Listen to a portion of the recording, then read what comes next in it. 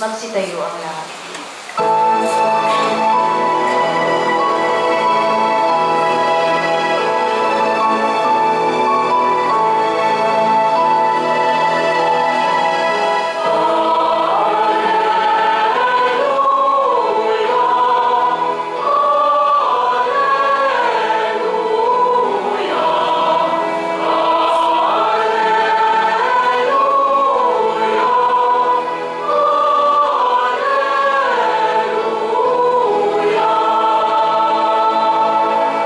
Ikaw, Pedro, ang saligan ng aking simbahang banal, na daig ang kamatayan.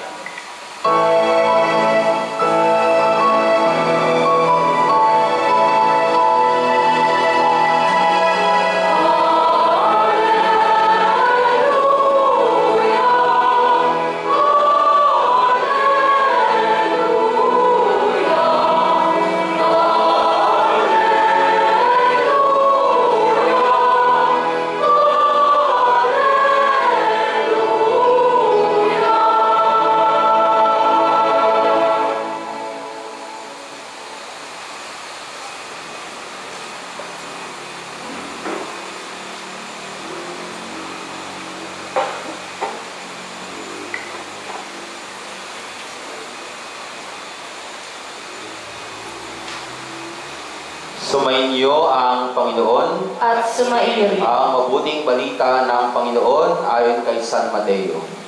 Papuri sa iyo, Panginoon. Noong panahong iyon, dumating si Jesus sa lupain ng Cesarea ng Filipos. Tinanong niya ang kanyang mga alagad, sino raw ang anak ng tao ayon sa mga tao? At sumagot sila, ang sabi po ng ilan ay si Juan Bautista kayo. Sabi naman ng iba, si Elias kayo. At may nagsasabi pang si Jeremias kayo o isa sa mga propeta. Kayo naman, ano ang sabi ninyo? Sino ako? Tanong niya sa kanila. Sumagot si Simon Pedro, kayo po ang Kristo, ang anak ng Diyos sa buhay. Sinabi sa kanya ni Jesus, mapalad ka, Simon na anak ni Jonas, sapagkat ang katotohanan ito'y hindi inihayag sa iyo ng sinumang tao, kundi ng aking amang nasa langit. At sinasabi ko naman sa iyo, ikaw ay Pedro, at sa ibabaw ng batong ito ay itatayo ko ang aking simbahan. At hindi makapananaig sa kanya kahit ang kapangyarihan ng kamatayan. Ibibigay ko sa iyo ang susi ng kaharian ng langit. Ang ipagbawal mo sa lupa ay ipagbabawal sa langit. At ang ipahintulot mo sa lupa ay ipahihintulot sa langit. Ang mabuting balita ng Panginoon. Pinupuri ka namin, Panginoong Jesucristo.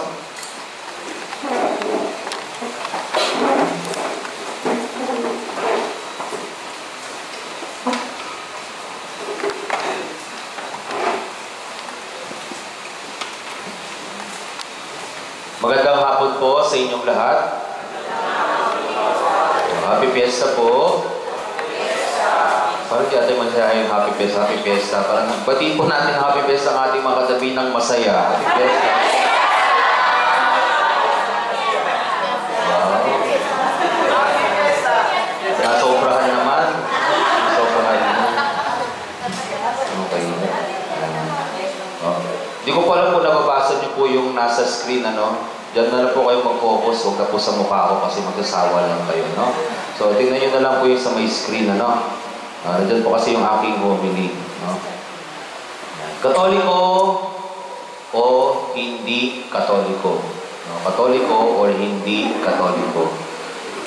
So, madalas, pag may nakikita po tayong mga nakadamit na katulad po ng suot ko, inisip kaagad natin sila ay pari.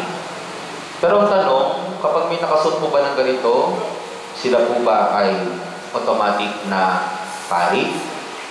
Okay. So ngayon po, magpapakita po ko ng ilang mga larawan na makikita nyo po sa screen. Hulaan nyo lang po kung sila po ay katoliko na pari or hindi. Okay. So una pong larawan, yan. Sa tingin nyo po, katoliko yan or hindi? Katoliko! Okay. Mamaya na lang po malalaman yung sagot, ano? Yung iba po kasi alam na nila eh. Okay. Yan po. Yung mga may alam naman, huwag naman po kayo sagot ng sagot kasi hindi naman alam. Ayan po, sa tingin niyo po ba hindi? Yung isa po. Yan, sa tingin niyo po, Katoliko yan, hindi. Oo. Katoliko po yan, hindi. Okay, next po. Katoliko po yan o hindi. Kaya sagutin niyo lang po, pwede naman po manghula. Malalaman niyo naman po yung sagot mamaya. Yan po, Katoliko po ba yan o hindi?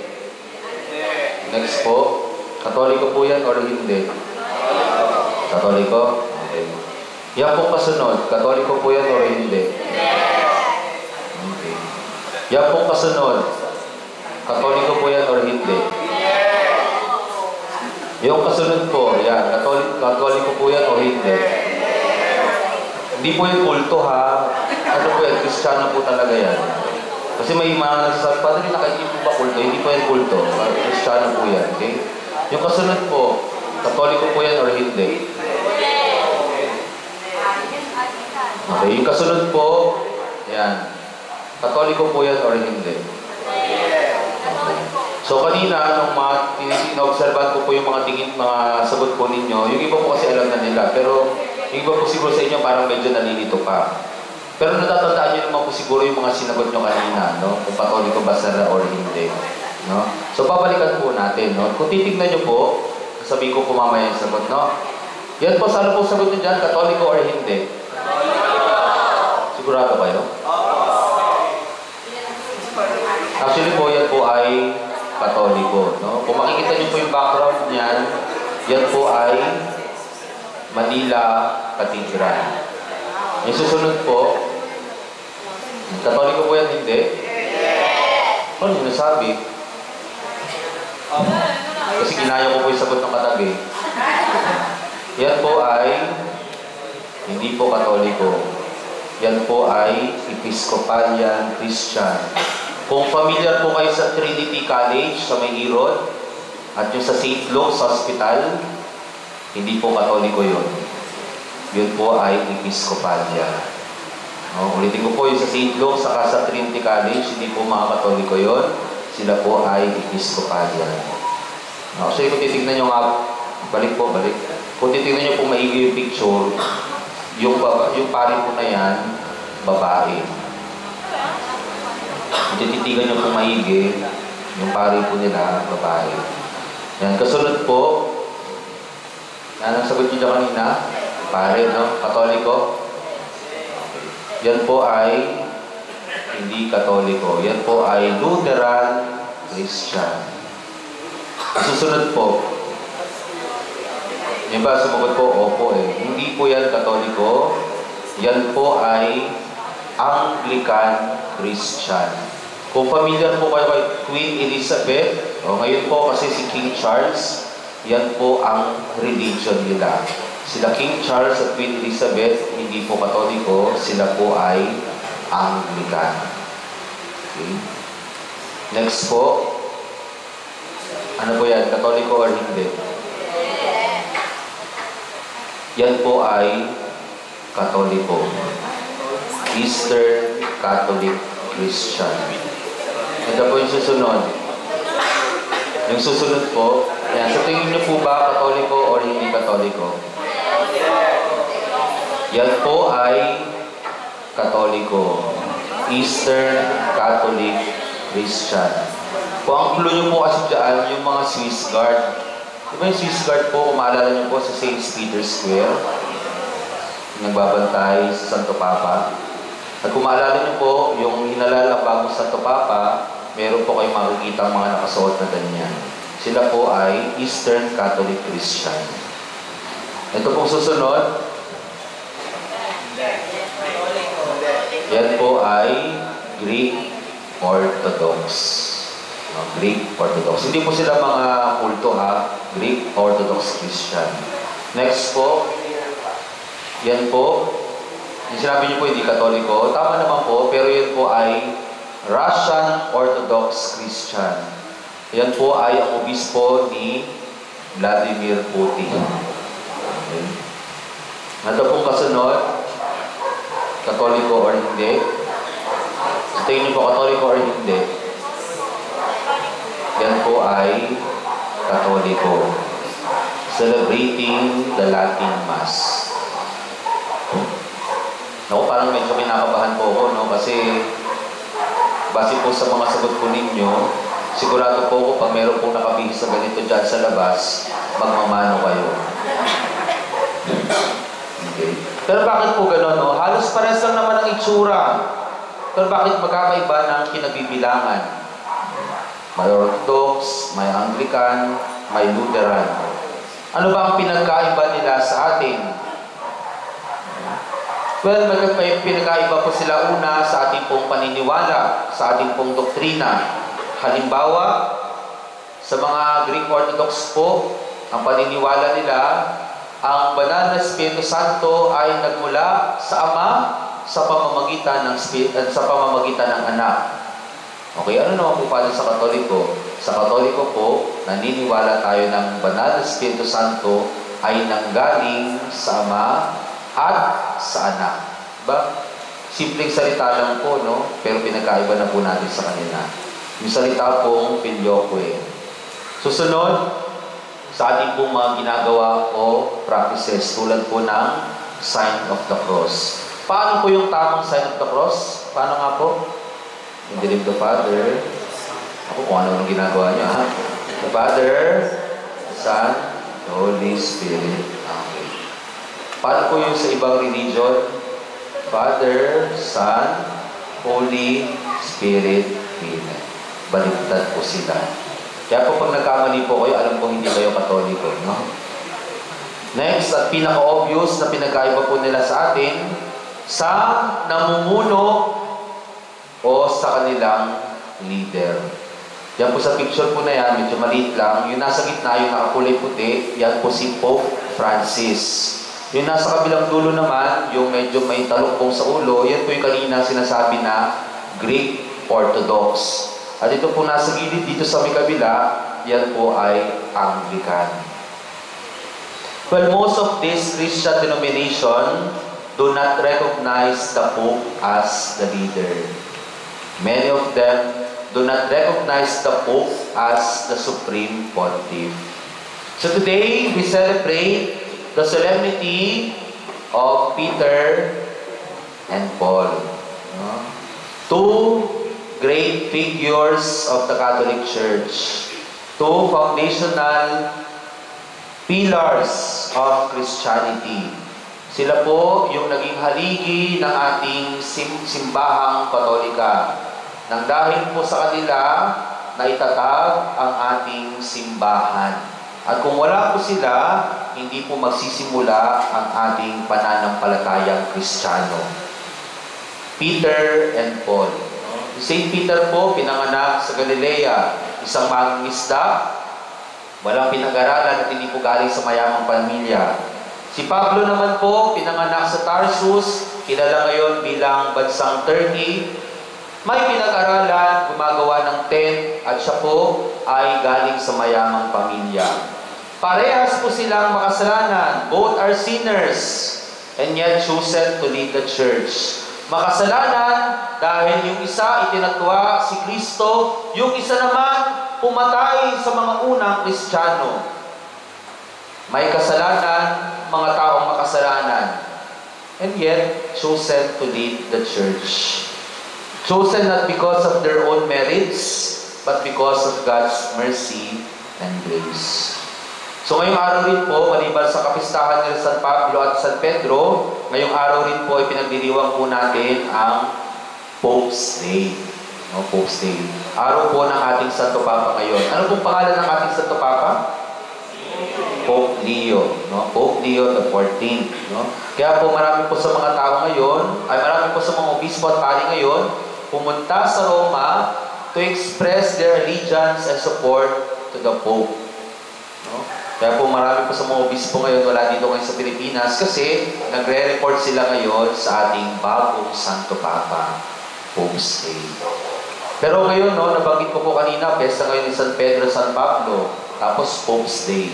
So, ibig sabihin po ba nito, yung dalawa, si San Pedro at si San Pablo ay parehas na Santo Papa? True or false? Anong trolls? Ano po? True or false? Si Pedro at si Pablo ay parehas naging Santo Papa? True or false? Anong trolls? False, no? False. Bakit po, no? Si San Pedro lang po ang naging Santo Papa. Si Pablo po ay hindi naging Santo Papa. No? Bakit, Father? Bakit hindi siya naging Santo Papa? Di ba, sabi niyo, Father, mas magaling si San Pablo. Siya yung may pinag-aralan.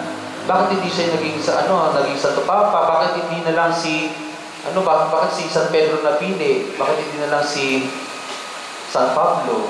Parang katulad ng topic ngayon sa Pilipinas, no? Bakit kaya hindi si Cardinal Tagle yung naging Santo Papa, no? Bakit kaya no?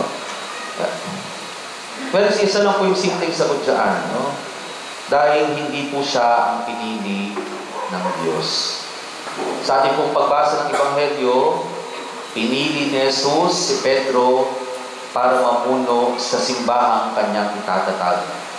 Si Pedro ang pinili at hindi si Pablo. Iniabot kay Pedro ang susi ng kalangitan at kung anuman ang magiging desisyon niya ay igagalang sa kalangitan.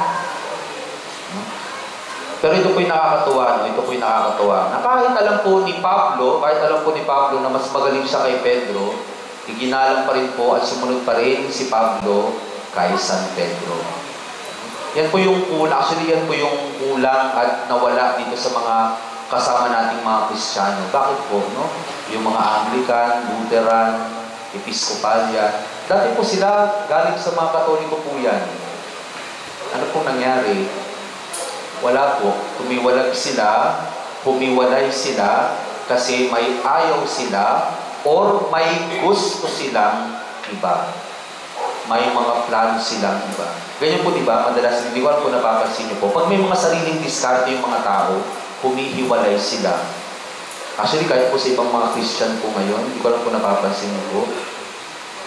Kunyari, isang grupo, pag kunyari, may gusto yung kabila, tumitiwala, bumubuo ng sarili niyang grupo. At ganyan din po yung mga naging nangyari dito po sa mga kapatid nating Kristiyano. Originally, Katoliko sila, pero dahil may iba silang gusto, may iba silang plano, humiwalay sila. Halimbawa po, no? Yung Anglican. Ang history po niyan, bakit po sila humiwalay? Dahil si King Henry VIII gustong idiborsyo ang kanyang asawa. Hindi pinayagan ng Santo Papa. So ano pong ginawa? Gumawa siya ng sariling relihiyon niya na siya ang namumuno at ang tinawag niyang Anglican. Anglican England. Diba? Isipin nyo na lang, no? Dahil may sarili silang gusto, may sarili silang plano, ayaw nilang sumunod, kaya gumawa sila ng sarili nila. Yan po yung nakakalungkot, no? Kasi yung simbahan na itinatag ni Jesus, unti-unti pong nakakahiwalay, unti-unti pong nakakawatak-watak. Bakit? Dahil may mga sariling gusto at hindi sumusunod sa kung sino ang namumuno. Hindi sumusunod sa kung sino ang namumuno. Ang tanong na lang, ito po bang mga to, dinadala rin po ba sa tamang landas ang mga tao? O baka napapariwanan na rin sila ng landas? Actually po, may iba po, no? Pinopromote na po yung abortion, pinopromote na po yung same-sex marriage. Yung iba po, yung mga pari po nila, babae na. In short, no, wala na po doon sa original na turo dahil gumawa na po sila ng sarili nilang diskarte. Yung sila na yung nasusunod. Yun po po nangyayari. Pag ikaw gustong masunod at humiwalay ka, mapapariwara ka talaga. Pero mga kapatid, no, paalaala rin po ito sa ating mga kapatid, no, na sana po maging maingat rin po tayo. No? Una, syempre, matutong sumunod. Kasi kapag humiwalay po tayo, wala rin po tayong mapapala. Pag humiwalay po tayo, wala po tayong mapapala. Pangalawa po, mag-ingat rin po, no? Kasi hindi po lahat ng pari o hindi po lahat ng nakasuot na ganito ay katolikong pari. Makakabilang po sila sa mga tumiwalag sa katoliko. Hindi po porket na may krus, may mga imahe, katoliko na. Masubukan niyo po pumunta sa simbahan ng Aglipay, parehas ang itsura. Kaya maging maingat din po tayo, ha? Maging maingat po tayo. Kukwento ko lang po, no, meron pong sharing po yung meron pong isang lugar dito sa Quezon City, hindi ko na po babanggitin kung saan. Meron pong isang lugar dito po sa Quezon City, isa po itong maliit na simbahan, no, maliit na simbahan, na hindi na po nakikipag-ugnayan doon sa pinaka-parokya nila. No? Hindi na po nakikipag-ugnayan doon sa parokya nila. So ano na po nangyari? Nung hindi na po nakikipag-ugnayan sa kanilang parokya, siyempre kanya-kanya na po, no? So may sarili silang gusto, may sarili silang plano. So siyempre ito pong pinaka-parokya po nila, akala hindi na sila kailangan, so binitawan na rin po sila. So nangyari po doon sa maliit na simbahan na to, siyempre, sila na po yung nag-imbita ng mga pari nila. Sila na po yung nag-imbita ng mga pari nila. Ano po nangyari dun sa mga naimbitahan po nila? Yung mga naimbitahan po nila, hindi paring katoliko. Yung mga naimbitahan po nila, hindi paring katoliko. So, ang tanong po doon, Father, parehas lang naman siguro yun. Hindi po parehas. Kasi pag hindi po paring katoliko ang naimbitahan, lahat po ng misa, lahat po ng pagbabasbas, walang bisa. Nangati mo bang namumpisal kayo sa hindi pare na katoliko? Yung pinumpisal niyo po, wala pong bisa yun. Nagpabinyag po kayo sa hindi katolikong pare, sigurado po yun, yung binyag niyo po, walang bisa. Kaya mag-ingat po, no? Mag-ingat. Palagi po sana tayo makikipag-ugnayan, no? Kasi baka mamaya ang mga nakukuha natin, ng mga nakikilala natin, hindi pala katolikong pari. Meron nga pong isa, yung sa misa sa patay pa to, no? Paano po niya nakuha yung peking pari? Sa kaibigan rin po niya, no? Kinausap niya, kailangan ko ng pare, mag-ibisa sa ganito. Ang nagpitahan po nila, hindi katoliko, peking pare. Pero akala po nila, kasi nakasuot naman ng ganito, so akala nila pare. So ano po nangyari? Ulit na po nilang nalaman na yung patay po pala nila sa bandang huli, hindi rin nabasbasan. Kasi yung nakuha nila, peking pare pala.